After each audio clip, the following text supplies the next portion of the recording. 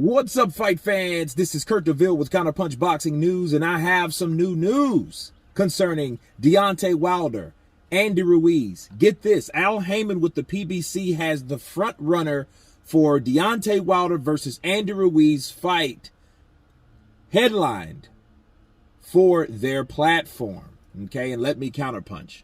Andy Ruiz, Deontay Wilder,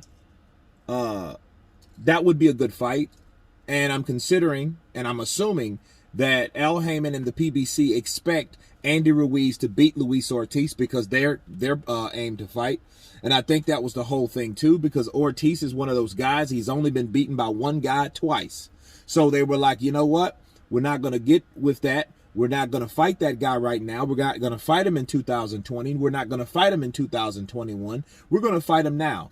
Since he looked shitty, terrible, horrible, old, but still dangerous in the ring with Charles Martin. I walk this earth like a god Martin, right? So I think they expect Andy Ruiz to win, which he should. And Deontay Wilder is the guy that they want to bring back to the forefront because we don't know what Tyson Fury's going to do. And if Tyson Fury drops that belt, which is dumb now because Mauricio already said, I am going to give him more time that he needs. If the man says he retired, take that man for what his word is. Stop worrying about that money. Stop worrying about that check and move on to the next guy. Hell, Deontay Wilder can sail if he decides to come back. But I think the problem is with Mauricio, he doesn't know if Deontay Wilder's actually going to come back. So now he's kind of scrambling around, hoping Tyson Fury doesn't retire, because if Deontay Wilder doesn't go back, we lose 2 for 1. We lose Tyson Fury and we lose Deontay Wilder. And then Mauricio's looking at it like, okay, well, Dillian White's out. I didn't like him anyway. Well, shit, Deontay Wilder, he might retire off some ayahuasca experience, and Tyson Fury might just party his life away after he says he's retired. So what do we really have? Luis Ortiz, he's too old. You know what I mean? Luis Ortiz beats someone for the WBC, becomes the first Cuban heavyweight champion. Shout out to him, que voila, right? But then he gets beat the next fight. So I can get the frustration of Mauricio Suleiman.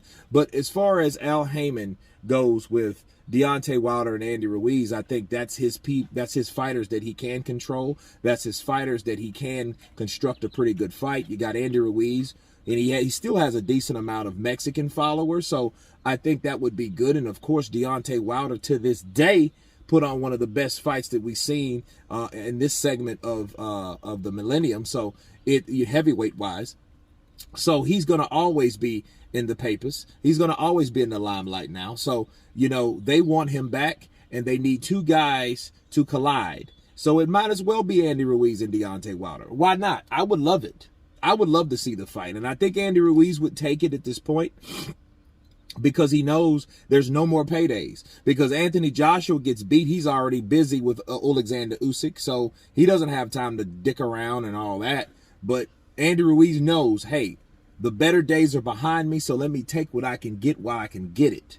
So let me take on Deontay Wilder, and if he fights Deontay Wilder, more than likely he'll get knocked out by Deontay Wilder, but he'll still get that check.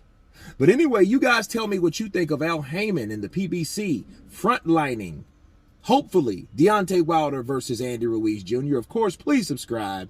And you guys been Counterpunch. Peace!